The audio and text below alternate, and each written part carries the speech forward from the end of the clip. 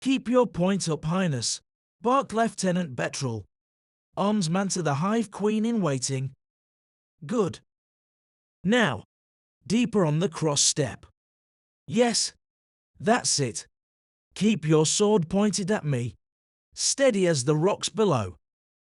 In point of fact, the rocks were far below, as Alisaria, heir to the throne, was practicing her footwork on a broad silk ribbon bridge stretched between two branches, 50 feet above the ground.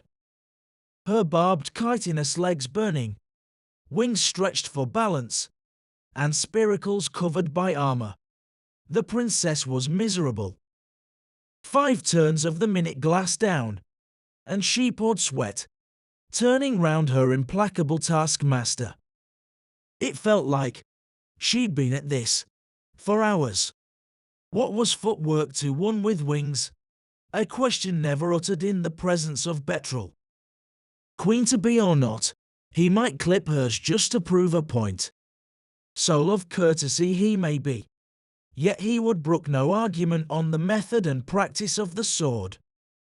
Her mother would not punish his action either, for as she would say, one does not chastise the finger for pointing the way. No, Alisaria must suffer in silence. Keep your eyes on his head. Step, cross, step, cross, step. Halt, Betrel called. Tank mercy.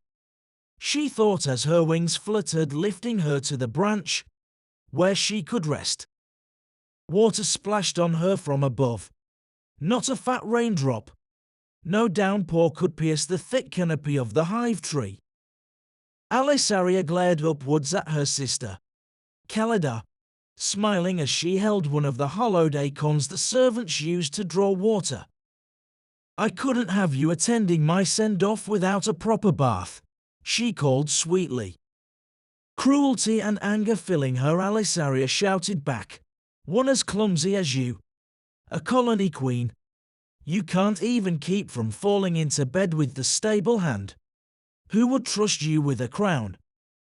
Perhaps that's why Mother is sending you away. I haven't heard any news from the other colonies.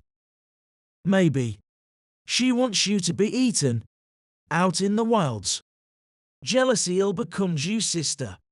Imagine Crown Princess of Hive City, envious of a mere provincial queen, like myself, came Calida with her saucy rejoinder. Better a provincial, building a new home, than a brood mare, chained to this warren, and you know it. Her reply a bitter gall. Perhaps, but such is the fate of royalty, sister. There is no higher calling, said Calida in a consoling tone. She's right, Highness, Betrel broke in. I know you have a heart to wonder, but the hive cannot live without its queen. Your lady mother would be heartbroken to hear you speak so dismally of the throne. Chastised and depressed, Alisaria made her excuses, no longer caring for her lessons. Ever dramatic, she did her best to affect trudging forlornly while flying, thinking to herself, "'S not fair.